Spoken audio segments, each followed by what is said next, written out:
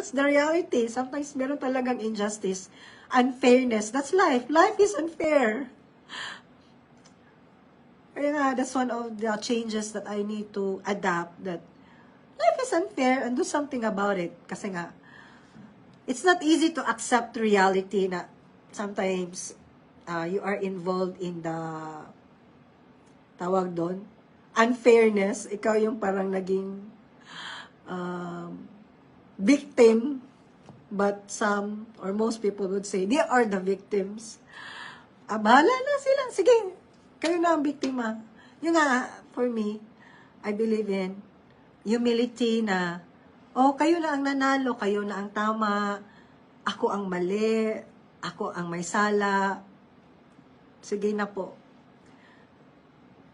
Para mayroon tayong peace of mind. But, balik tayo nga dun sa karma. Let's go back to karma. If you do good, good will happen. And then if you do bad, bad will happen to you. So, yun, yung mga tears that I don't like, dishonest people, conceited, very proud, social climbers, na they will do anything para lang makuha nila yung gusto nila, na to the extent meron silang